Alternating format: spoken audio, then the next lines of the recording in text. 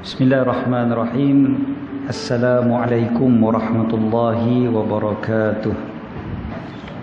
Alhamdulillahi rabbil alamin, bihi nasta'in. Wassalatu wassalamu ala sayyidina wa habibina wa syafi'ina maulana Muhammadin al-amin wa ala alihi at-tayyibin wa ashabihi al-akramin wa azwajihi at-tahirati ummahatil mu'minin wa man tabi'ahum bi ihsanin ila yaumiddin. Subhanaka la ilma lana illa ma 'allamtana innaka antal alimul hakim. Allahumma inna nas'aluka as-sidqa fil qawl wal ikhlasa fil amal. Allahumma amin. Amma ba'd. Alhamdulillah, syukur pada Allah bila kita pagi ni. Dan macam biasa, sebelum kita meneruskan pengajian, kita baca dulu niat menuntut ilmu Imam Abdullah bin Alawi Al-Haddad. InsyaAllah kita baca sama-sama. Bismillahirrahmanirrahim. Nawaitu ta'alluma wa ta'lim wa tadhakkura wa tadhkir wa naf'a wal intifa' wal ifadata wal istifadah wal hatha ala tamassuki bi kitabillah wa sunnati rasulih wad du'a ila al huda wad dalalata ala al khair ibtigha'a wajhillah wa mardatih wa qurbihi wa thawabih. Sahaja aku menuntut ilmu, menyampaikan ilmu, memberi peringatan, mendapat peringatan, mendapat manfaat, memberi manfaat, mendapat faedah, memberi faedah, mengajak supaya berpegang kepada Al-Quran dan Sunnah Rasul sallallahu alaihi wasallam, mengajak kepada hidayah, menunjukkan kepada kebaikan, berharap pahala, redha dan kedekatan kepada Allah Ta'ala. Itu tujuan kita untuk kita datang setiap minggu, setiap bulan. Semualah pengajian-pengajian yang kita hadir. Alhamdulillah, mudah-mudahan itulah niat-niat kita. Pagi ni tak apa ramai sangat orang, mungkin sebab cuti. Kata apa, cuti panjang sikit kan. Seminggu ni, dan ramai, banyak kenduri kahwin, saya tahu. Tapi hikmah bila cuti ni dan tak ramai orang ni, jarak fizikal semua boleh buat. Jadi khususnya muslimat. Jadi alhamdulillah, muslimin memang antara ni je lah, tiap kali kan. Jadi tak apa dah. Alhamdulillah, syukur kepada Allah SWT.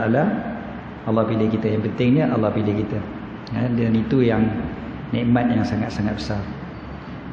Dah masuk tahun 2021, saat yang masa berlalu.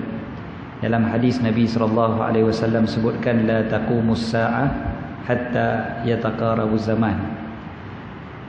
Tidak akan berlakunya hari kiamat sehinggalah masa tu jadi pendek, jadi dekat, kan? Satu tahun seperti satu bulan, satu bulan seperti satu minggu, satu minggu seperti satu hari, satu hari seperti satu jam. Ini kata Nabi SAW.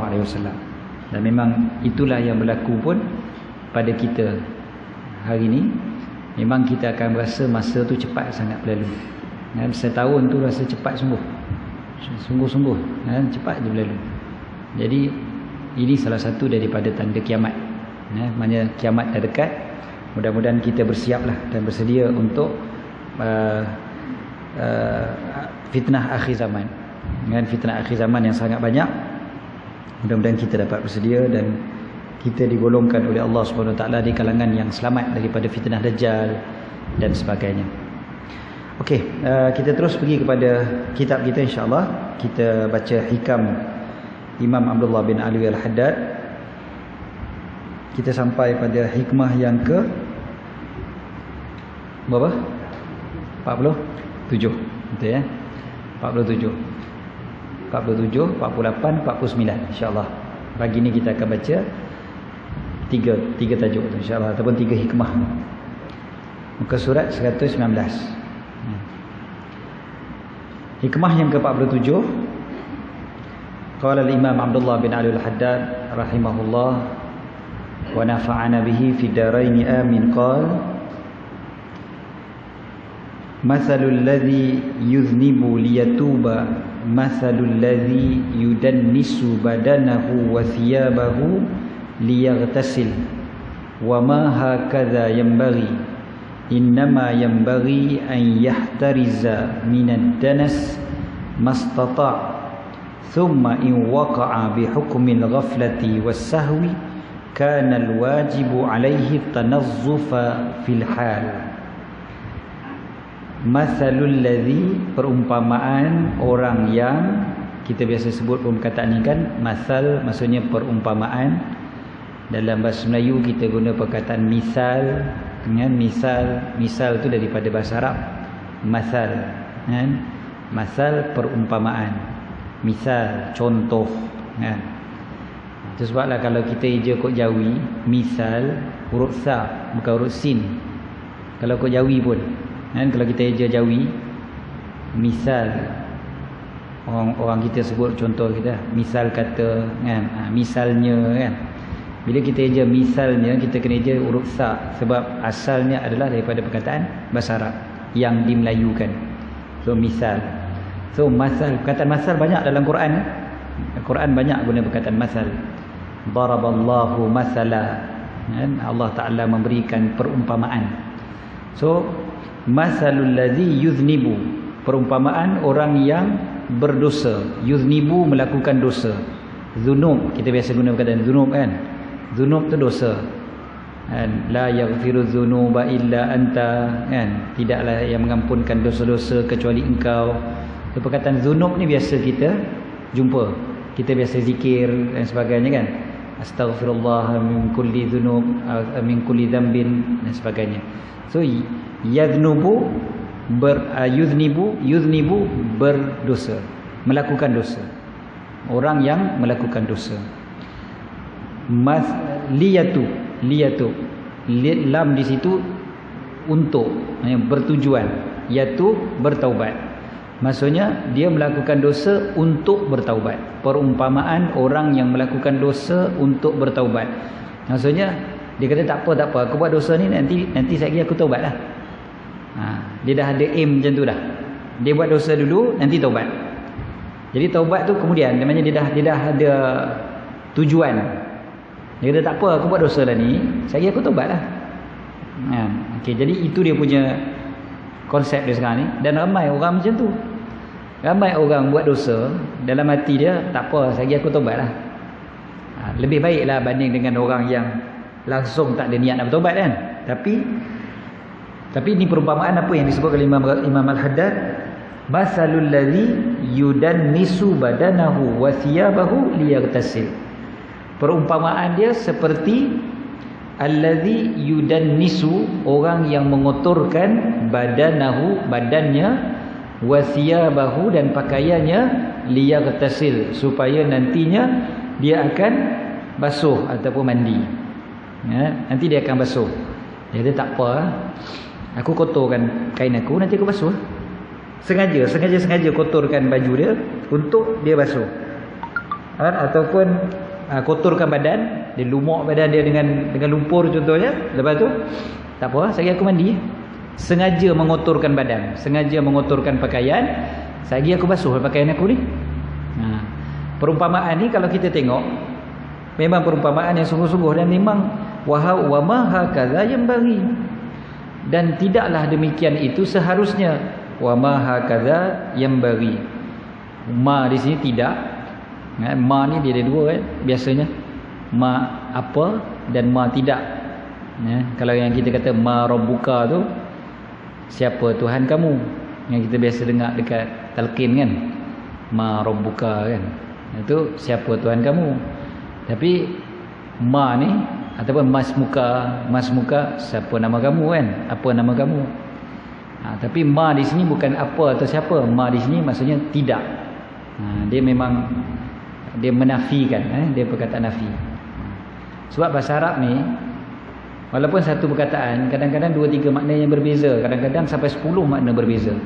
Sebab kita tak boleh nak ambil hadis terus terjemah macam tu je. Sebab dia ada macam-macam makna. Kadang-kadang kita boleh terkeliru, ni makna yang mana satu. kan? Sampai depa kata ceritalah, depa cerita si Bawih orang pakar nahwu Arab, dia kata kalau dia masuk dalam kubur nanti, malaikat tanya dia, ma rabbuka, katanya dia nak tanya semula pada malaikat, ma yang mana satu. Macam tu begitu sekali. Maknanya dia punya pakar nahwu tu kan, sastra Arab apa grammar Arab ni. Sampai nak tanya balik semula, nak tanya semula pada malaikat, mak yang mana satu yang anak kan. Gitulah lebih kurang tu lawak depa lah kan, gurauan-gurauan orang bahasa. Jadi ma di sini yang nafi ma hakada yang bagi, tidaklah demikian itu seharusnya. Maknanya tak sepatutnya lah demikian. Tak sepatutnya demikian. Maksudnya perbuatan ni bukan perbuatan orang yang bijak, bukan perbuatan orang yang berakal. Bahkan itu adalah perbuatan orang gila. Apa dia? Mengotorkan pakaian untuk basuh. Kita ni terkotorkan pakaian biasa. Tapi kalau sengaja-sengaja baju tu dah elok je putih, kita sengaja letak dekat tanah, bagi kotor-kotor, tak awak hang kotorkan baju tu, saja aku nak basuh pada. Itu perbuatan orang gila. Takkanlah kita saja-saja nak kotorkan baju tu. Tujuan apa kotorkan? Sebab nak basuh lagi. Tu salah kotorkan, tak payah basuh. Sepatutnya gitu. Jadi tu yang kata, ini bukan perbuatan orang yang bijak. Jadi perbuatan orang yang melakukan dosa, perumpamaan ni sebab apa? Perumpamaan dia sebab hati kita ni pun dosa tu mengotorkan hati, kan? Hati kita akan jadi kotor. Lepas tu taubat itu yang membersihkan. Jadi perumpamaan tu sebiji lah, samalah. Kotor dengan bersih, kan? Sebiji sama, kayak itu. Jadi dia kotorkan untuk bersihkan, dia buat dosa untuk bertaubat. Serupa. Yang seharusnya apa dia? Innama yang bagi, hanya saja yang seharusnya ayyahtariza, dia mengelakkan minad danas mastata, daripada kotoran apa yang dia mampu. Mastata, ma dekat sini ni apa? Ya? Mastata, apa yang dia mampu. Jadi maknanya seberapa boleh elakkan daripada kotoran.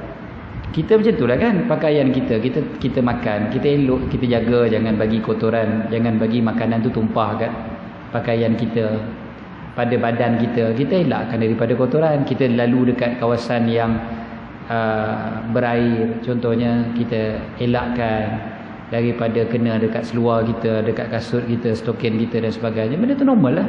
Itulah yang kebiasaan yang berlaku pada kita.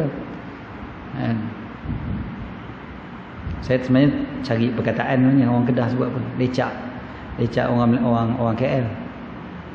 Orang Kedah cakap apa tu? Becak. Lecah. Lecah. Itulah kata rasa lain orang KL cakap orang Kedah ni, lupa.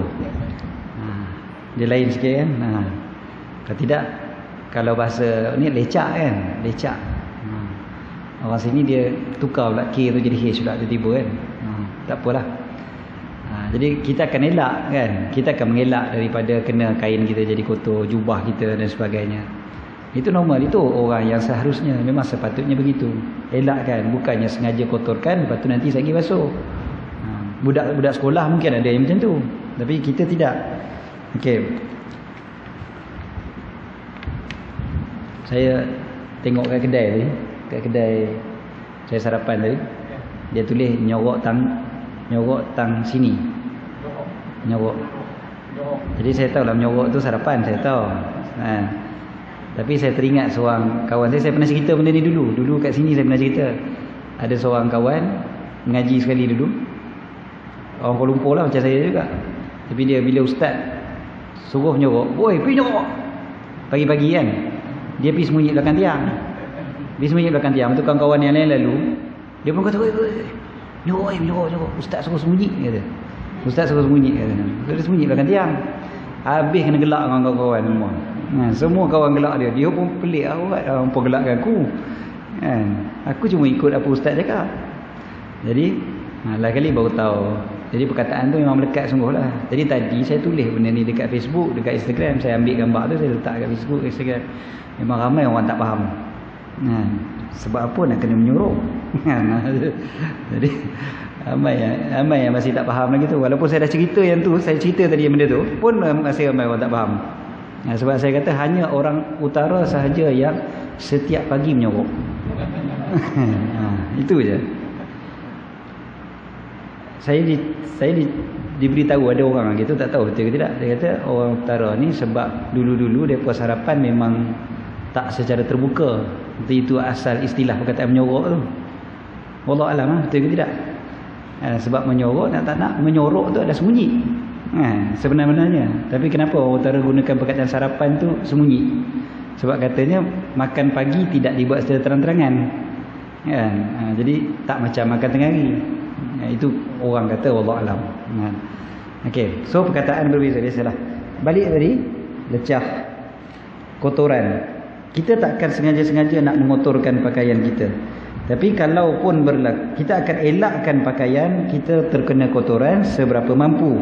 Summa in waqa'a bi hukmil ghaflati was-sahwi kana al-wajibu alaihi tanazzufa fil hal. Summa, kemudian kita dah usahakan tadi kan untuk elakkan daripada kotoran. Summa, kemudian in waqa'a, jika berlaku juga terkena juga kotoran. Bi hukmil ghaflah, dengan sebab ghaflah, cuai. Mungkin makan-makan cuai tertumpah. Contoh kan, itu biasa. Was-sahwi, ataupun ialah tak sengajalah, terlupa. Tak sengaja. Biasalah. Benda-benda tak sengaja. Sama ada kerana cuai ataupun tak sengaja. Itu yang menyebabkan kotoran tu berlaku pada baju kita, pada pakaian kita, pada badan kita. Secara normalnya itulah dia. Manusia yang normal, kotoran itu bukan dia sengajakan, terkena. Jadi kanal wajibu alaihi, maka wajiblah ke atasnya at-tanazzufa fil hal, membersihkan waktu tu juga kan, ketika itu juga, fil hal. Jadi orang Kedah guna kata apa, lala tu juga, hanya waktu tu juga, bukannya kemudian-kemudian. Biasalah kita kan kalau kena kotoran, kena sikit ke baju kita yang putih, baju putih kena kotoran, terkena apa gulai ke apa contohnya, waktu tu juga kita kena bersihkan. Kita takkan biar je kita pakai je baju kotor macam tu pergi keluar, pergi masjid dan sebagainya. Pasti kita akan cepat-cepat bersihkan. Pasti kita akan cepat bersihkan. Itu orang yang berakal. Sama juga dengan dosa disebutkan di sini. Orang yang melakukan dosa ni biasanya dia melakukan dosa kerana kelalaian, kerana kelupaan. Sebab tak ada di kalangan kita yang suci daripada dosa. Kita semuanya tidak maksum. Jadi kita mungkin akan melakukan dosa dalam keadaan lalai ataupun tak sengaja. Tak sengaja, bukan sengaja intentionally, maksudnya memang sengaja nak buat dosa. Tapi secara tak sedar kan, nafsu menguasai diri, syaitan menguasai kita dan sebagainya, akhirnya kita pun buat dosa. Kita buat dosa kerana kelalaian kita, kelekaan kita, keterlupaan kita. Kadang-kadang kita mengumpat orang ke, kita apa pula, ada je lah dosa-dosa yang kita buat. Jadi bila kita buat dosa-dosa ni, kita perasan kata dah terbuat dosa, cepat-cepat bertaubat. Seperti mana kalau pakaian yang putih kena kotoran, cepat-cepat kita basuh. Maka begitulah konsep orang yang beriman. Orang beriman bukan orang yang tak buat dosa. Orang yang beriman adalah orang yang bertaubat daripada dosa, bukannya tak buat dosa. Semua kita pendosa. Tak boleh kita nak expect kita suci daripada dosa. Semua kita berdosa. Tapi bila buat dosa, cepat-cepat bertaubat. Seperti mana pakaian lah. Kita tak boleh nak expect kata pakaian kita ni tak kena kotoran langsung. Confirm kotor juga. Ada masa-masanya secara tak sengaja kita terkotorkan juga pakaian kita. Kita dah usaha dah bagi jagaan tumpah apa-apa makanan contohnya. Usaha-usaha pun kadang-kadang ada juga setitik kena. Biasalah. Dah cuba dah sedaya upaya untuk tak kena, tapi kena juga kotoran. Ada macam-macam lah. Okay, jadi serupalah dengan dosa yang kita buat. Usaha untuk elak, kemudiannya buat juga dosa. Bila buat dosa, bertaubat pada Allah Ta'ala. Itu cara dia. Bukannya membiarkan dosa itu berterusan, ataupun membiarkan pakaian itu kotor.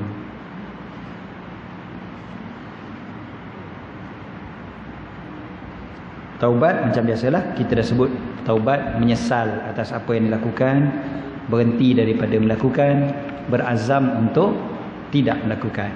Ya, itu konsep taubat kan macam tu kan. Dan kalau tinggalkan benda yang wajib, qada lah. Kalau hak manusia, kena kembalikan.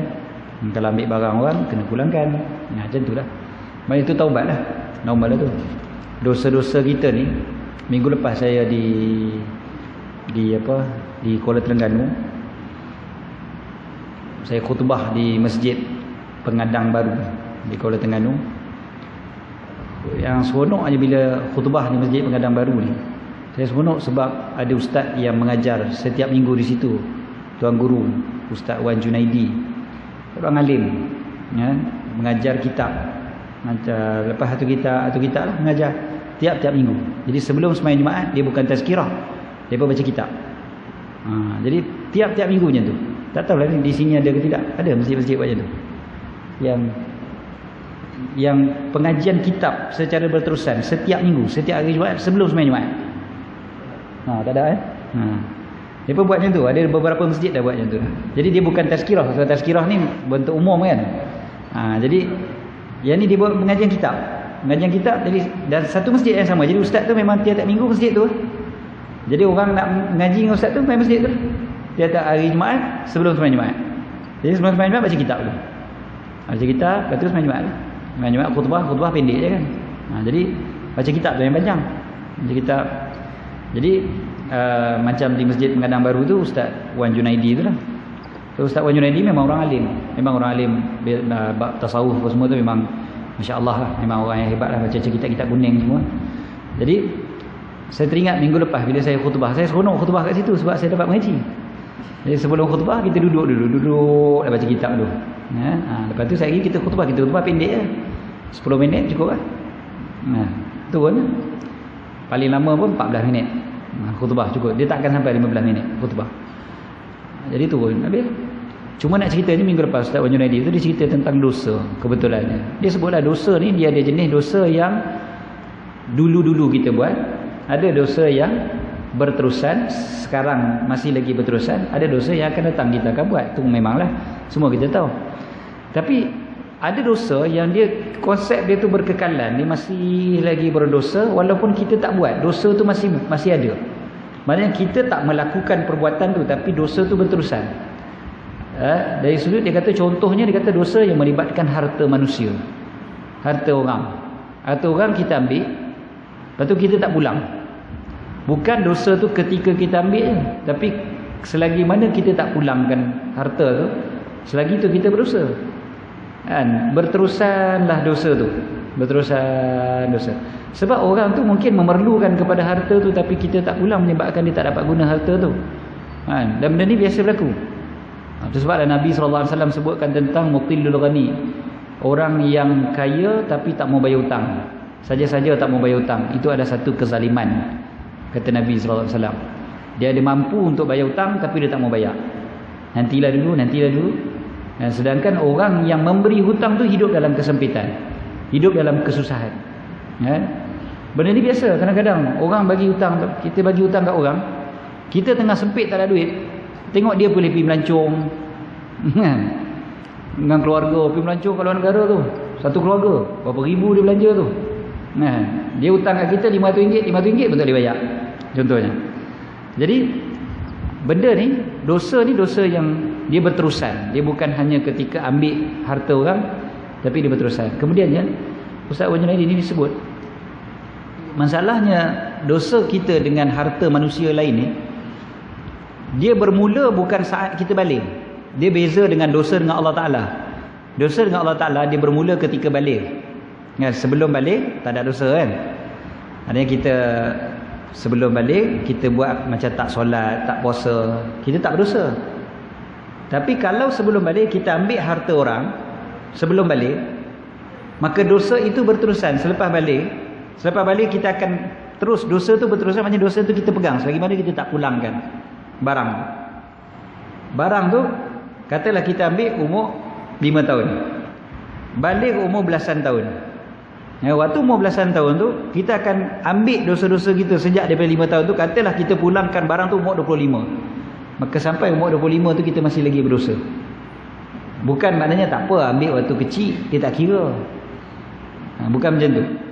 Itu sebablah ibu dan ayah wajib untuk pastikan anak pulangkan barang yang diambil.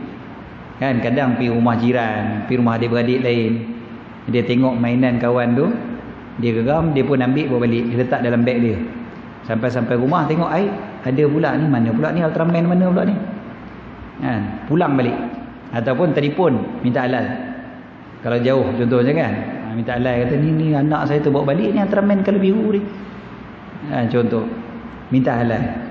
Ataupun pulangkan, yang terbaiknya pulang. Ajar anak tu untuk pulangkan semula harta tu, supaya dia reti kata bahawasanya mengambil harta orang lain ni satu benda yang besar, dosa, bukan benda kecil, bukan boleh main-main. Sebab dosa ni dosa yang akan berkekalan. Ini contoh. Jadi apa yang disebut oleh Ustaz Wan Junaidi tu, saya dengar, betul-betul lah. Kadang-kadang kita pun tak peduli sangat kadang anak main ambil barang orang dan sebagainya. Yalah, kita kata tak apa lah, budak-budak tak boleh. Jangan. Jangan kita rasa macam tak apalah Ustaz, dia budak lagi kan. Budak kan perbuatan dia tidak berdosa. Kita yang membiarkan tu kita berdosa. Memang budak tu tak ada dosa lagi sebab dia belum balik. Maknanya lepas waktu dia belum balik tu dia tak tanggung dosa lagi. Maknanya kalau dia meninggal dunia waktu dia kecil, sebelum dia balik, maknanya dia memang suci lah. Dia suci lah sebab memang dia meninggal sebelum balik. Tapi kata kalau sampai dia balik, barang tu belum lagi ditinggal, belum lagi dipulangkan, maka dosa itu berterusan. Dia tanggung dosa tu. Jadi kena ingat balik, kita pun pernah buat benda tu dulu-dulu. Allah Ustaz, ni 60 tahun lepas ni cerita Ustaz, mana nak ingat. Rasa macam pernah ambil gasing orang sebelah. Sebelah guli jadi biji guli orang sebelah kita pun ambil dah. Kita kena ingat balik lah, bertaubat atas dosa. Kalau dengan orang yang, dengan manusia yang punya hak, maka kita kena pulangkan. Kan, tak dapat nak pulang sebab orang tu dah tak ada, carilah waris dia apa semua, tak dapat juga, maka minta ampun, sedekah bagi pihak dia, minta ampun pada Allah, dan doakanlah orang yang kita ambil tu lah. Mudah-mudahan dekat akhirat boleh selesai lah. Gitu je lah. So dosa tu walaupun asalnya waktu sebelum balik, dia akan bawa sampai balik. Sebab dosa tu jenis dosa yang berterusan. Ini dosa dengan manusia, dosa sesama manusia. Jadi antara perkara yang kita kena ingat. Bab bertaubat ni, bila sebut pasal taubat ni, memang kena ingat benda ni lah. Taubat kita antaranya adalah melakukan menyesal atas perbuatan kita yang kita dah lakukan, berhenti daripada melakukannya, berazam untuk tidak melakukan lagi, qada jika ada kewajipan, dan tunaikan dan kembalikan hak manusia. Kembalikan hak manusia, sesama manusia. Ini baru namanya dosa sesama manusia yang perlu dikembalikan. Okey. Jadi selesai, alhamdulillah.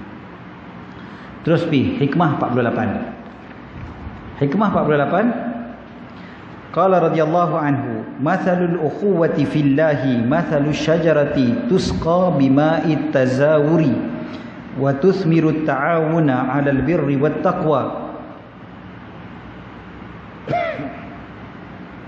Fa idza lam tusqa asy-syajaratu yabisat wa idza lam tuthmir quti'at. Ini cerita lain pula. Ini bukan cerita bab dosa pahala dah. Ini cerita pasal ukhuwah pula, persaudaraan.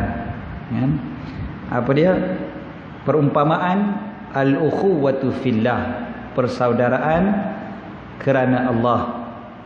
Mathalus syajarah, seperti sebatang pokok.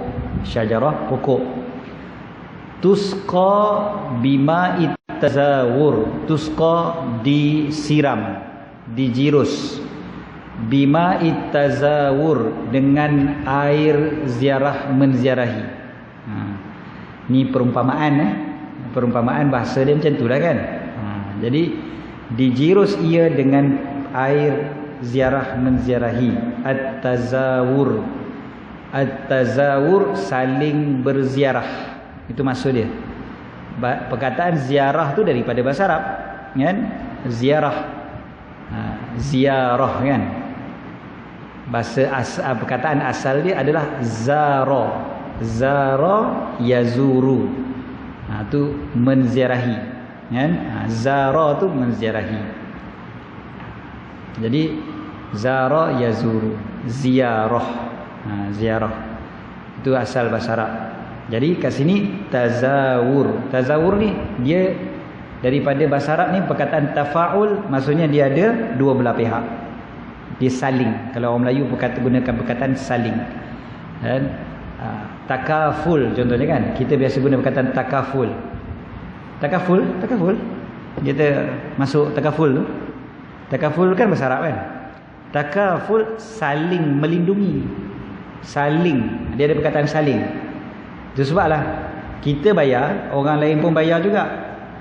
Apa dipanggil tu? Premium dia tu. Kan? Takaful tu. So pakat-pakat bayar. Lepas tu ada seorang yang sakit, maka orang yang sakit tu akan ambil bahagian ataupun akan ditolong lah daripada tabung tu. Itu yang dipanggil tabung khairat kematian lah, tabung apa semua, tabung-tabung yang kita masuk tu kan. Itu bentuknya takaful istilahnya. Takaful sama juga, dia punya istilah, dia punya perkataan dia, cuba perhati. Tazawur, ta'awun, takaful, dia ada ta dekat depan. Lepas tu huruf ketiga dia tu huruf alif.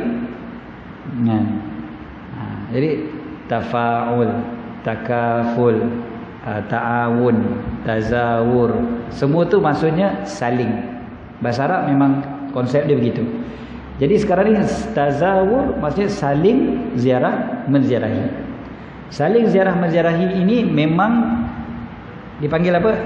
Jirusan air yang akan menghidupkan persaudaraan. Ziarah menziarahi. Wa tusmiru ta'awun 'alal birri wat taqwa. Dan bila kita ziarah menziarahi itu pula, wa tusmir membuahkan samarah, buah. Dalam Quran pun ada perkataan samarat, buah-buahan. Jadi tusmir membuahkan, maknanya menghasilkan buah. Buah apa dia? At-ta'awun 'alal birri wat taqwa. Saling tolong menolong atas kebajikan dan takwa. Sebab apa? Sebab tadi ukhuwah fillah kan, persaudaraan di jalan Allah. Maka itulah buah dia. Fa idza lam tusqa syajarah yabisat. Apabila tidak disiram pokok, maka akan keringlah pokok tersebut. Yabisat, kering, dan maknanya matilah pokok tu, habis kerana tidak disiram. Wa idza lam tusmir quti'at. Dan apabila pokok itu tidak berbuah, akan dipotong. Pokok akan dipotong. Walaupun pokok tu masih hidup, tapi kita tunggu buah dia. Buah tak mai, kita pun potong, ganti dengan pokok lain. Ataupun kita potong agar tumbuh pula cabang yang baru, ranting yang baru, agar dia menghasilkan pula buah dan sebagainya. Maknanya akan dipotong lah bila tidak berbuah. Pokok buah tak berbuah. Kita tanam pokok buah lain lah. Tanam pokok bunga tak berbuah memanglah. Tanam pokok buah tak berbuah, kita akan potong, ganti pokok lain. Jadi perumpamaan ni cantik. Perumpamaan Imam Al-Haddad mengatakan persaudaraan di jalan Allah dia hanya akan subur apabila dijirus dengan air ziarah menziarahi. Sungguh kita pun tahu benda ni. Kalau kita tak ziarah menziarahi, dia akan makin jarak. Hatta adik-beradik sekalipun, kan? Kalau kita tak ziarah menziarahi, dia akan makin jarak. Orang lah ni, dia dah berasa cukup dengan WhatsApp, dengan Facebook dan sebagainya. Tapi kita pun faham, kata benda ni sebenarnya tak cukup, kan? Walaupun paling kurang adalah juga, kan? Daripada zaman dulu lagi lah, kan? Tak ada benda ni, maknanya kalau tak berhubung langsung, habislah. Dia akan mati. Persaudaraan itu akan mati. Walaupun dua beradik, bukan kata adik-beradik ni maksudnya macam orang Kedah sebut adik-beradik, sepupu sepapat, 5 pupu pun sebut adik-beradik juga. Oh tu adik-beradik saya tu. Oh maknanya sama mak dah, sama ayah dah. Lain ayah, lain mak, adik-beradik juga. Orang Kedah kan macam tu. Orang Kedah paling ramai adik-beradik kat dunia. Adik-beradik dia beribu kadang-kadang. Orang lain adik-beradik 5 orang, 6 orang, 7 orang kan. Dia adik-beradik 2,000, 3,000 kan. Semua adik-beradik. Orang KL sebut saudara mara. Okey. Saudara mara. Jadi bukan kata saudara mara yang jauh. Dua beradik, kakak dengan abang, kakak dengan adik pun sama juga kan. Kalau tidak berhubung, tidak ziarah menziarahi, dia akan hilang. Dia akan kering dan akan mati. Sebab perlunya untuk kita ziarah menziarahi. Dan saya sembang dengan seorang kawan baru ni, dia kata sebab tok dah meninggal. Jadi bila adik-beradik yang ada, yang sedia ada ni, seorang duduk di Kuala Lumpur, seorang duduk di Johor. Ayah dah tak ada kan. Ayah dah tak ada. Dah tak berjumpa dah. Nanti yang dia ni anak kahwin, anak nikah, ajaklah kakak balik kampung. Kakak pula waktu tu sibuk pula, contohnya ada pula kenduri belah suami pula apa semua, tak balik juga. Nanti raya tak balik juga. Sebab mak ayah dah tak ada dah. Dan ini memang berlaku kan. Sebab kita kalau lagi-lagi ayah-ayah saya, ibu-ibu saya yang dah ada anak yang dewasa semua, kena ingatkan mereka selalu untuk saling ziarah menziarahi. Walaupun kita dah tak ada. Kita ni dah tak ada nanti, kita pastikan, kita pesan pada anak-anak ziarah menziarahi. Jangan ziarah menziarahi hanya ketika ayah ada. Ayah dah tak ada nanti pun hampa kena ziarah menziarahi. Rajin-rajin pergi tengok kakak main rumah adik dan sebagainya. Ini pesanan yang penting ni bagi daripada seorang ayah, seorang ibu. Wasiat. Letak dalam wasiat kita benda tu. Supaya anak kita ingat. Waktu kita hidup kita sebut, dalam wasiat pun kita tulis. Supaya bila kita meninggal, anak tu baca, benda tu terkesan. Sebab wasiat ni antara benda yang kita boleh ingat, kita boleh hafal. Mak saya meninggal 15 tahun lepas. Dekat 16 tahun dah. Sampai lah ni saya ingat dia wasiat dia. Sampai tadi saya ingat apa kandungan wasiat dia. Okey. Sebab wasiat ni benda yang dia memang berkesan sungguh dekat hati kita. Kan kita baca sekali pun dia jadi masuk sungguh dalam hati. Sebab itu kata-kata terakhir dia sebelum dia meninggal dunia kan, ataupun yang kita baca pun selepas dia meninggal dunia. Jadi dalam wasiat kita salah satunya tulis benda tu. Mak pesan pada anak-anak mak, bila mak dah tak ada nanti, jangan lupa untuk ziarah menziarahi, tengok-tengokkan kebajikan adik-beradik yang lain, kan, perhatikan, pastikan apa kebaikan atau apa-apa lah kan. Tanya-tanya khabar antara adik-beradik apa semua. Benda tu antara wasiat yang penting kita buat. Tazawur, ziarah menziarahi. Ziarah menziarahi ni sangat-sangat penting. Jangan kita abaikan. Dan jangan kita rasa macam benda tu tak apalah, syok-syok aja dah. Ziarah menziarahi. Jadikan satu kebiasaan kita untuk ziarah menziarahi. Ziarah adik-beradik, ziarah kawan-kawan, sahabat-sahabat kita, apatah lagi guru-guru kita dan sebagainya. Kadang-kadang kita pergi ziarah guru kan. Waktu tu baru kita tahu guru kita ni perlukan apa-apa. Dan kalau kita tak ziarah, kita pun tak tahu. Tapi bila kita ziarah baru kita tahu, guru kita ni perlukan sekian-sekian. Ada sahabat-sahabat kita yang sangat-sangat susah sampai orang tak tahu langsung dia punya susah. Saya tahu ada ustaz-ustaz kita yang memang masya-Allah kadang tengok rumah pun macam nak reban, memang ya Allah. Tapi orang tak tahu dia mengajak banyak. Dia mengajak sangat banyak, anak murid sangat ramai. Sampailah bila dia meninggal, barulah orang pergi ke rumah dia. Baru orang tahu, tengok rumah dia, ya Allah macam ni ke rumah ustaz kita. Rumah tok guru kita macam ni ke? Rumah kita jauh lebih elok. Reban ayam kita lebih kurang macam rumah tok guru kita. Kadang tok guru kita mengajak kita berpuluh tahun, sampai dia meninggal baru tahu. Itu pun sebab dia meninggal. Jadi nak murid pergi ziarah. Memang ada benda ni berlaku. Benda ni berlaku sungguh. Di Kedah ni berlaku. Saya tak payah sebutlah siapa, sebab mungkin nanti kan ada anak murid yang baru nak menyesal dan sebagainya sekarang tapi benda tu memang berlaku. Jadi sebab tak ziarah lah.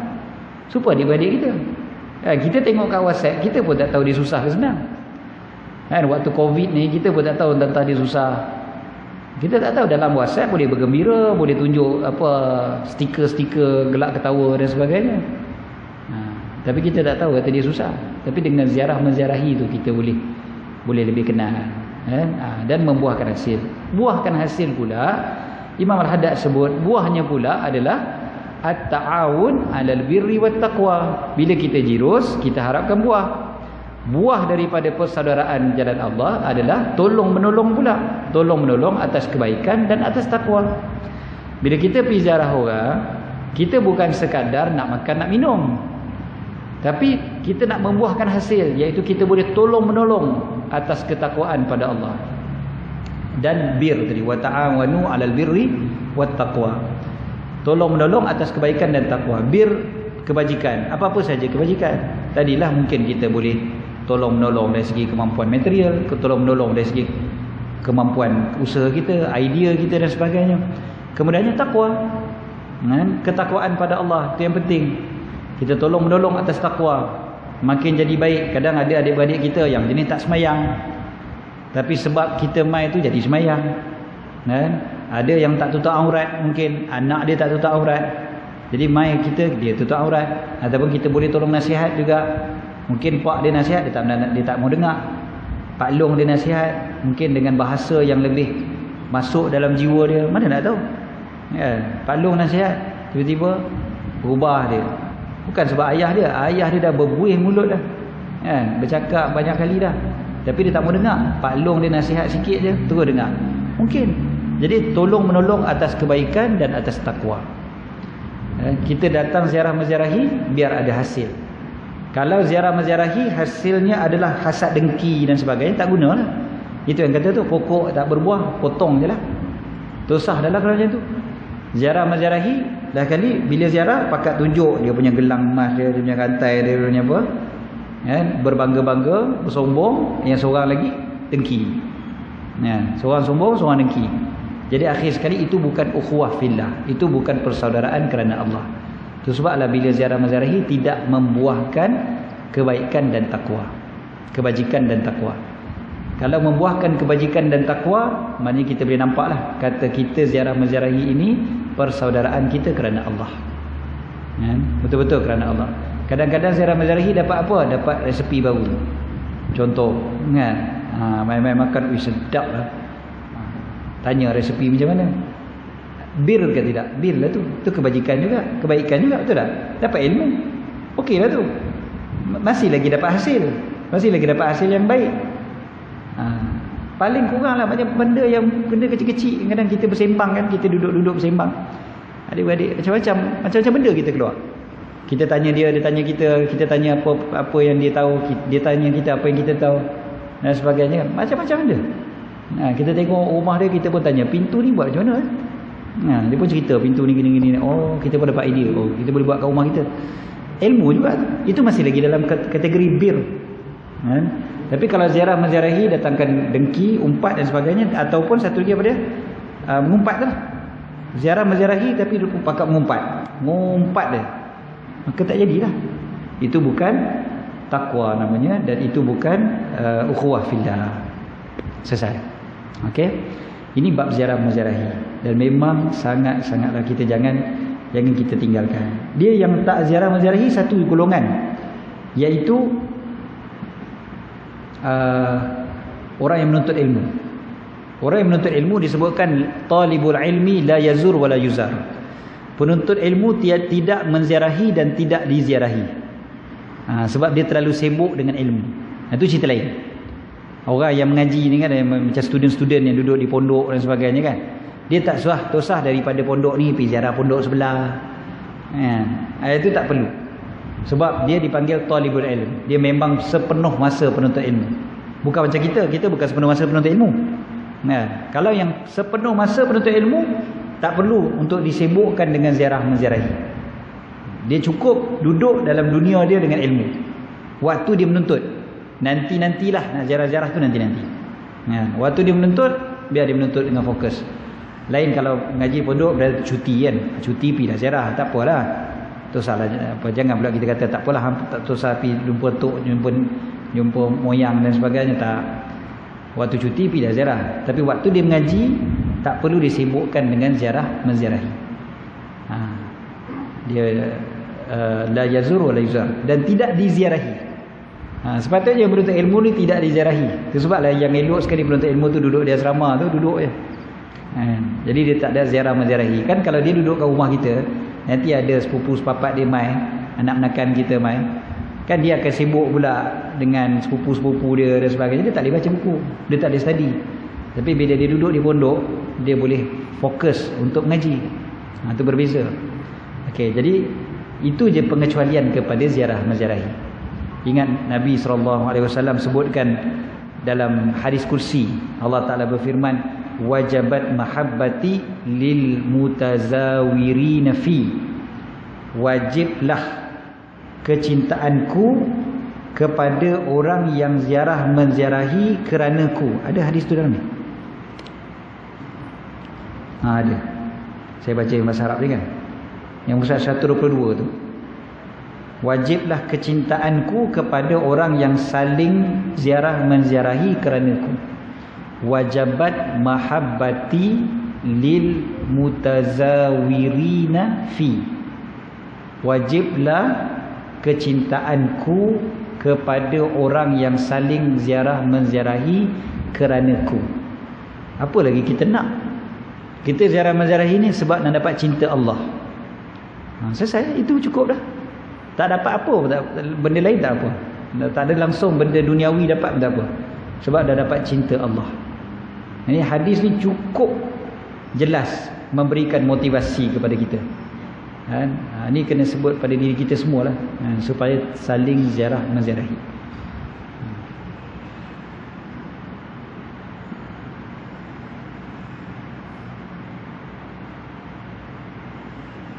Selesai. Okey, seterusnya 49. 49 panjang. Kita cuba insya-Allah. Bismillahirrahmanirrahim. Qala radhiyallahu anhu, idza amilta at-ta'ah fanzur in syi'ta fi bidayatiha allati kanat bihaulillahi wa quwwatihi wa husni tawfiqihi wa bidzalika yantafi al-i'jab wa yabqa shuhudul minnati lillahi ta'ala. Wa in syi'ta nazarta fi nihayatiha allati hiya jazilus sawab wa husnul ma'ab wa indahu ta'zumur raghbatu wa takhifful mudawamatu wal awwalu atam.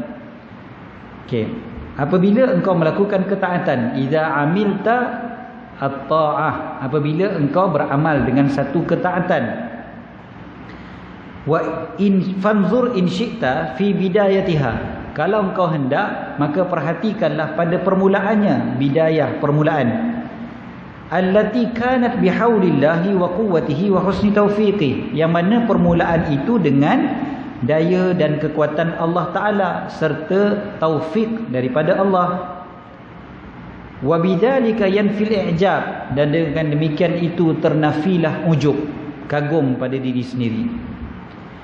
Wa yabqa syuhudul minnati lillahi ta'ala, dan yang berkekalan itu adalah melihat kepada kurniaan daripada Allah. Minnah, kurniaan lillah, bagi Allah Ta'ala. Allah Ta'ala lah yang bagi.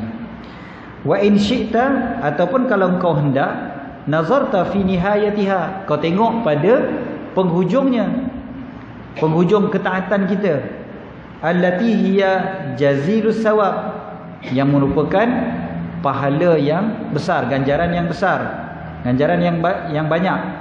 Wa husnul ma'ab, dan tempat kembali yang baik, husnul ma'ab. Wa indahu ta'zumur raghbatu wa takhifful mudawamah, dan ketika itu akan besarlah keinginan, motivasi untuk melakukan ketaatan itu, wa takhifful mudawamah, dan rasa ringanlah untuk melakukannya secara berterusan, mudawamah. Wal awwalu atam, dan yang awal itu adalah yang sempurna. Dekat sini Imam Al-Haddad bagi kepada dua cara. Apabila kita melakukan ketaatan, ada dua bentuk cara kita tengok. Satu, kita tengok pada awal, satu lagi kita tengok pada penghujung. Okey? Kalau kita tengok pada awal, kita fikir balik, yang menyebabkan aku boleh buat ketaatan ni pun sebab Allah yang bagi taufik. Allah yang memperkenankan aku untuk buat. Allah yang bagi hidayah pada aku, yang bagi taufik pada aku, yang bagi aku kekuatan untuk buat. Kita fikir balik. Contohlah, kata kita solat, kita solat malam, katakan kita dapat qiyamul lail. Kita ingat balik, mula-mula aku boleh qiyamul lail, aku bukan qiyamul lail daripada dulu pun, tapi baru-baru ni je aku dah boleh qiyamul lail. Tapi bila baru-baru ni aku dah boleh qiyamul lail, aku fikir balik, aku boleh mula qiyamul lail tu pun sebab apa? Sebab Allah bagi taufik pada aku. Dulu-dulu aku tak boleh pun, padahal dulu aku lagi sihat lagi daripada lah ni. Tapi dulu aku tak boleh buat pun. Tapi lah ni aku boleh buat. Alhamdulillah, Allah bagi aku taufik. Kita boleh main mengaji hari ni. Kita main mengaji pagi ni. Kita ingat balik, mula-mula aku dapat main mengaji ni dengan sebab apa? Dengan sebab Allah bagi taufik. Allah perkenankan aku main mengaji. Kalau Allah tak perkenan, sampai kesudah aku tak dapat main mengaji. Maknanya tengok pada permulaan. Ingat balik, kenang balik permulaan kita buat ketaatan tu. Bila kita kenang balik permulaan kita buat ketaatan, maka ketika itu kita akan lebih bersyukur pada Allah dan akan ternafilah ujub. Ujub, kagum pada diri sendiri itu hilang. Sebab kalau kita tak ingat benda ni, mungkin dia akan main kagum pada diri sendiri. Dia akan rasa macam, hebat aku ni, rajin aku main mengaji. Dia akan main rasa tu. Bila kita baca Quran banyak kan, oh hebat aku, rajin baca Quran. Dia akan main rasa tu. Setan bisik. Lagi-lagi bila tengok orang lain kan. Saya biasa bagi contoh ni, kita main semain subuh di masjid, kita start motor tengok jiran sebelah. Tengok jiran sebelah punya rumah tak terbuka lagi pintu, dia tak pergi masjid. Dalam hati kita mula baik, kita prihatin pada jiran kita, bilalah dia nak pergi masjid, mudah-mudahan nanti dia dapat lah pergi masjid. Okey dah tu, itu bagus. Tapi sekali lagi dia masuk pula ujub kan, mudah-mudahan dia dapat lah pergi masjid macam aku. Macam aku, rajin aku pergi masjid. Dia kat situ tu dia jadi ujub, dia panggil. Itu bukan sombong. Itu bukan sombong, dia ujub, dia kagum pada diri. Sombong lain kan, sombong berasa diri hebat banding orang lain kan. Aku rajin, dia ni lekeh, itu sombong. Dan sombong dia boleh datang yang dengan mulut dan sebagainya pula, dia bercakap ataupun dengan perbuatan kan. Ni ujub ni dia kagum pada diri, sekadar kagum dia tak kata orang lain teruk dah, tapi diri dia tu dia rasa bagus. Jadi ujub ni dia akan, daripada ujub dia main takabur dan sebagainya. Dia akan main takabur tu lepas tu, tapi dia datang daripada ujub. Ujub ni mak dia. Dia kagum pada diri sendiri, baru dia takabur. Baru dia rasa besar diri, orang lain lekeh. Itu takabur dah. Takabur lagi dahsyat kan? Tapi asal dia tu adalah ujub kan? Rasa hebat, banyak ilmu, banyak amal, banyak sedekah, banyak apa-apa lah. Suara sedap, baca Quran, apa-apa, itu semua ujub kan? Kagum pada diri, pandai aku ni, hebat aku ni. Pandai masak pun jadi ujub. Adik-beradik aku yang lain tak pandai macam aku ni. Aku anda jadi takabur pula. Pelekehkan diri, pelekehkan orang lain pula. Aku yang paling pandai lagi masak kan? Makan-makan, oh sedap betul aku, pandai betul aku masak. Itu dah jadi ujub juga. Tapi dia ujub pada duniawi ni, dia ringan berbanding dengan ujub pada akhirat. Sebab ujub pada akhirat menghilangkan pahala amalan tu. Ujub pada dunia, dia rugilah, tak dapat pahala lah dengan dia punya perbuatan tu.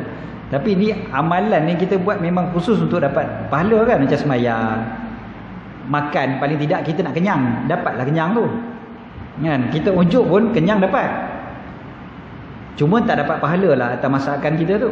Tapi berbeza dengan solat. Solat tak dapat pahala, kita dapat letih. Kita dapat letih je, penat, bangkit pukul 4 pagi, tapi lepas tu kagum pada diri sendiri, maka pahala tak dapat. Yang dapat adalah letih. Kita puasa, rajin puasa, tapi kita kagum pada diri kita, akhir sekali yang dapat hanya lapar dan dahaga, tak dapat pahala. Itu sebab kita kata ujub pada amalan akhirat lagilah rugi. Sangat-sangat rugi. Ujub pada benda duniawi dia tak ada apa lagi. Memanglah rugilah tak dapat pahala tu, tapi tidak serugi ujub pada amalan akhirat. So ujub ni boleh dihilangkan apabila kita ingat balik, mula-mula dulu aku pun tak reti, Allah yang ajar aku, Allah yang tunjuk aku, Allah yang bagi hidayah, taufik pada aku dan sebagainya. Kalau ingat benda tu, kita akan lebih ingat Allah yang bagi, Allah yang bagi. Dulu aku pun berangkat baca Quran. Lah ni aku dapat banyak baca Quran, alhamdulillah, Allah yang bagi aku. Kalau tidak sampai lah ni aku tak boleh baca Quran. Jadi bila tengok orang lain tak boleh baca Quran, dia tak rasa lekeh orang tu dan sebagainya. Sebab aku pun dulu macam tu lah, supa je. Dia tengok orang semayang tak betul, dia semayang elok, dia tak rasa hebat mana diri dia. Sebab dia kata aku pun dulu tak reti juga. Aku pun bukan hebat mana pun. Allah yang bagi aku. Jadi waktu tu ujub akan terhilang, apatah lagi takabur dan sebagainya, semua akan hilang. Jadi cara dia Imam Al-Haddad sebut, tengok pada permulaan. Bila tengok pada permulaan, hilang ujub dan kita akan ingat nikmat daripada Allah, pemberian daripada Allah. Itu satu cara. Satu lagi adalah tengok pada penghujung. Dan tengok pada penghujung ni ramai lagi orang tengok. Penghujung apa dia? Penghujungnya adalah pahala yang banyak, nak dapat syurga Allah Ta'ala. Jadi bila kita solat, bila kita sedekah, bila kita baca Quran, bila kita main majlis ilmu, tujuan dia, aku nak syurga Allah, aku nak pahala yang banyak di sisi Allah. Maksudnya tengok pada penghujung. Istilahnya begin with the end in mind. Bermula dengan penghujung tu dah ada dalam minda. Jadi dia dah tahu, dah kata okey, penghujung aku akan dapat syurga Allah Ta'ala. Bila kita ingat penghujung, apa jadi? Kita akan lebih, apa dia? Kita akan besar keinginan kita. Ta'zumur raghbah. Keinginan tu makin membuak-buak. Sebab membayangkan syurga Allah Ta'ala. Maknanya motivasi tu makin ada. Bila kita bersedekah, kita fikirkan balasan di sisi Allah yang besar. Maka kita nak lagi bersedekah, nak lagi. Sebab kita tengok pada penghujung. Ataupun takhiful mudawamah, ringannya berkekalan. Maksudnya nak istiqamah tu jadi mudah. Sebab kita fikirkan penghujung. Nanti aku nak syurga Allah Ta'ala. Takkan aku nak berhenti setakat ni je. Aku kenalah buat lagi. Jadi jadi ringan. Sebab memikirkan balasan yang besar. Macam orang kalau dia balik kampung, duduk dalam traffic jam, dia sanggup ada traffic jam sebab dia fikirkan nanti di kampung dia dapat melihat senyuman ibu dia. Itu satu balasan, satu reward yang bagi dia takkan dia dapat beli kat mana-mana. Jadi biarlah aku terpaksa duduklah dalam traffic jam nak balik kampung atau raya. Kan? Balik ke Kedah sampai 16 jam kadang-kadang dari Kuala Lumpur. Sebab traffic jam. Sampai-sampai dapat tengok senyuman ayah, dapat tengok senyuman ibu. Itu satu reward yang sangat besar bagi dia. Balasan yang sangat besar. Maka dia sanggup. Dia rasa ringan benda tu. Tak apa lah. Ngadaplah traffic jam pun tak apa. Sebab aku nak dapat balasan. So bila kita fikirkan balasan, kita sanggup nak buat. Jadi sekarang ni dua-dua cara tu bagus. Dua-dua cara tu elok. Sebab Imam Al-Haddad gunakan perkataan insyita, kalau kau nak. Dua-dua tu pilihan bagi kita. Sama ada kita tengok permulaan ataupun kita tengok penghujung. Tengok permulaan ataupun tengok penghujung. Cumanya antara dua ni mana yang lebih baik? Yang pertama, atam. Imam Al-Haddad guna perkataan atam, maksudnya lebih sempurna. Tengok yang awal tu lebih sempurna untuk kita. Maknanya kita fikirkan tentang benda ni semua Allah yang bagi. Ni semua nikmat Allah yang bagi, pemberian daripada Allah. Aku boleh main ni pun Allah bagi. Aku semayang ni pun Allah yang bagi. Aku baca Quran ni pun Allah yang bagi. Jadi kalau selalu ingat benda tu, itu lebih sempurna dari segi makam kan para ahli ibadah. Ini lebih sempurna berbanding dengan mengharapkan balasan. Walaupun mengharapkan balasan pun tak ada masalah. Dia bukan syirik, dia bukan riak, bukan sebagainya, tak. Dia bukan syirik, tapi dia kurang sempurna berbanding dengan melihat kepada pemberian Allah Ta'ala. Wallahu a'lam.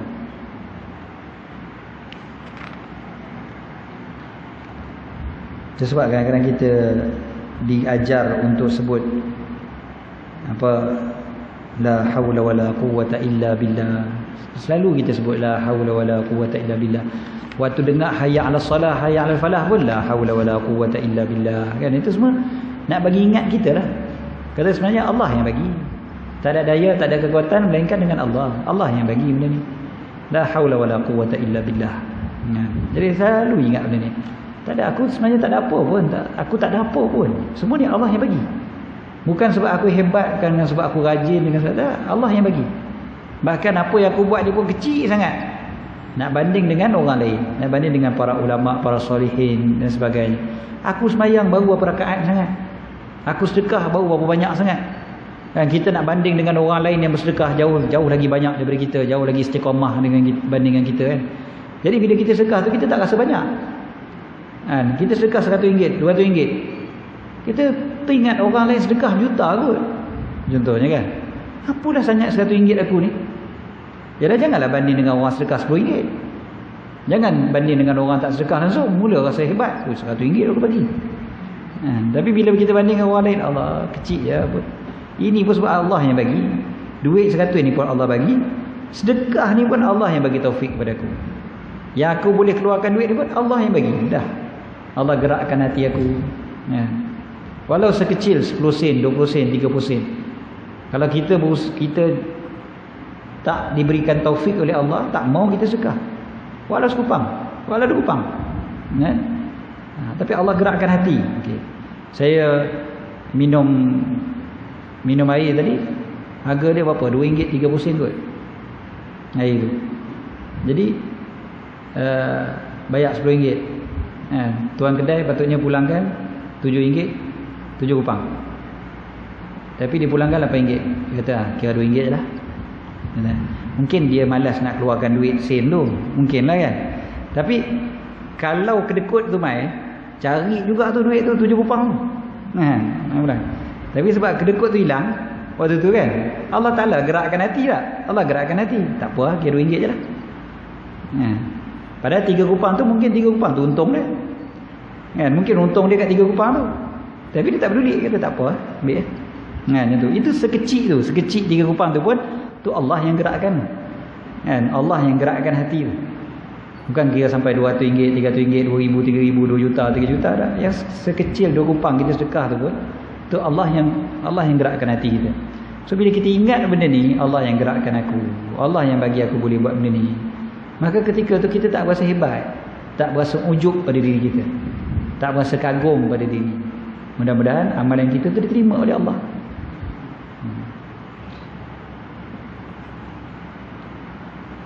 Allah Alam. 49 tadi ya. Jadi insyaAllah bulan depan kita sambung nombor 50 insyaAllah. Jadi sebenarnya banyak soalan dekat Facebook, saya tak perasan, tak dan baca.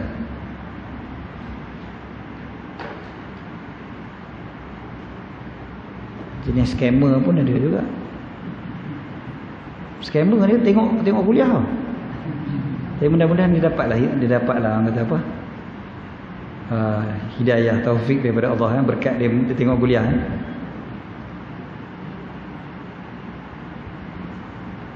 Ya, kadang-kadang bila tengok scammer ni komen kan, kita macam ya Allah, ada juga scammer tengok kuliah aku.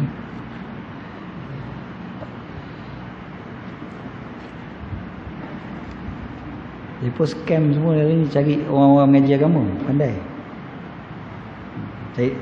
Semalam Ustaz Muhammad Abdullah Alamin, dia ada orang WhatsApp mengaku jadi dia kan, mengaku diri dia, tak muka dia kan? Minta transfer duit ke nombor sekian-sekian. Lepas tu dia punya letakkan sekali rujukan kan, rujukan kita kalau kita transfer tu ada reference kan, reference tu tulis lah apa, wakaf ke lillahi ta'ala jadi macam konon-konon tu sungguhlah daripada ustaz tu kan, kata tolong transfer Ustaz RM700, tak banyak, dia tak minta 7,000 ke dah kan, tolong transfer Ustaz 700, tolong sungguh ana perlu, ana tak dapat ni, ana punya apa, akaun ada problem ni kan, tolong transfer Ustaz kat depa ni. Nah, esok pagi ana pulangkan. Cara bercakap tu macam ustaz lah yang bercakap dengan ana hantar. Pada scammer. Ni scammer ni bukan orang Afrika apa lah, ni rasanya orang Melayu juga lah saya. Tengok bahasa dia tu. Dan tolong tulis rujukan tu gini. Untuk anak yatim kecil. Jadi orang yang dapat mesej macam tu kan, ustaz ke ni? Tengok muka ustaz dah. Dekat WhatsApp tu. Ustaz ke ni? Anak pakai nombor lain ni. Lepas tu tak check betul-betul dengan ustaz tu, kita pun pakai pagi transfer. Kan? Transfer tu boleh kat dia lah sebenarnya. Dia dapat duit. Nanti tanya balik kat ustaz, jumpa balik ustaz macam mana hari tu? Macam apa? Tahulah dah kena. Dan banyak kes macam ni banyak. Kes banyak. Saya sebut dekat sini sebab ayah-ayah saya, ibu saya kita ni nak tolong orang kan. Maknanya kalau kita nampak lagi pula ustaz tu kata gitu kan, lepas tu tolong pula orang anak yatim lah apa benda lah, kita pun baca macam tu, ni ustaz nak tolong anak yatim. Kita bagi je lah dulu, kita dahulukan saja lagi pun, takkanlah dahulukan berpayah. Takkan ustaz tak pulangkan kot kan. Ustaz dah kata esok pagi nak pulangkan, esok pagi kita dapat balik duit ni, tak apalah, dapat pahala. Kita ni kejar pahala. Tapi scammer ni dia bukan kira benda tu. Dia kan nak duit, dia buat macam tu. Dan sangat banyak ustaz yang digunakan nama kan, atas nama scammer ni, nak cari apa, minta duit dan sebagainya. Saya sebut benda ni, saya kata Ustaz Muhammad tu tak perlu pun sebenarnya dekat kita untuk tolong transferkan duit untuk dia. Sebab kalau satu akaun dia problem pun, saya rasa Ustaz Muhammad ni ada berpuluh akaun. Sebab syarikat dia berapa banyak Ustaz Muhammad ni, staff dia berapa ramai. Ustaz Muhammad ni dia ada Petronas, dia ada pusat memanah, dia ada klinik mata, dia ada diving punya apa nama tu, punya syarikat untuk instruction ni, mengajar diving. Ustaz Muhammad ni dia pelik sikit berbanding ustaz lain. Dia memang, dia punya bisnes dia tu mencapah tu. Tuan-tuan tahu dia mengajak diving tu, dia mengajak apa, bomba penyelamat. Dia mengajar depa. Dia mengajar bomba macam mana nak selamatkan orang dalam sungai, dalam laut, apa semua ni bila ada apa ni. Dia mengajar. International tu, international punya instructor Ustaz Muhammad ni. Bukan yang Malaysia je, orang luar negara pun main belajar daripada dia macam mana nak menyelamatkan orang dan sebagainya. Dan sampai ke US dijemput untuk bagi training macam mana nak menyelamatkan orang yang dalam air ketika mana air apa sungai deras, macam mana cara dia dan sebagainya. Itu bab diving. Bab lain lagi memanahnya, menembak dan sebagainya lah, macam-macam. Dia ni stesen Petronas pun dia ada, klinik mata pun ada, bukan klinik mata apa, kedai spek mata. Tu yang kata kalau dia lah orangnya yang mengatakan tolong transfer Ustaz, akaun ada problem, confirm penipunya. Tak mungkin Ustaz Muhammad yang suruh benda tu. Jadi senang ceritanya, orang tak takut dosa ni banyak kan? Jadi dia menggunakan orang yang nak buat baik, Saya alhamdulillah setakat ni tak ada orang lagi lah gunakan namanya, setakat yang saya tahu. Tak tahu kalau ada, tapi mereka tak tanya kan. Jadi senyap-senyap je kat belakang, dia pun tak tanya Ustaz okey ke hari tu. Tak pernah lagi lah orang tanya benda ni. Tapi kalau ada, tosah percayalah kalau tiba-tiba nombor telefon tu, lepas tu tiba-tiba ada muka saya kat depan dekat WhatsApp profile tu kan, bukan payah sangat, Google je. Sebab WhatsApp saya tak ada muka. Jadi kalau ada muka saya tu penipu tu. Okey.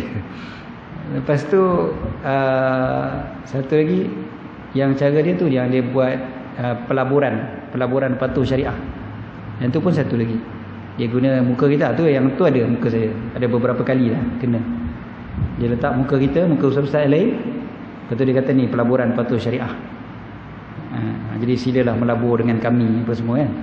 Padahal guna muka-muka kita ni, padahal pelaburan itu bukan pelaburan betul pun, scammer kan, penipu. Jadi yang tu kena jagalah. Yang tu sahabat-sahabat dah tolong buatkan laporan polis dan sebagainya pun. Tapi mereka ni masih berterusan lagi.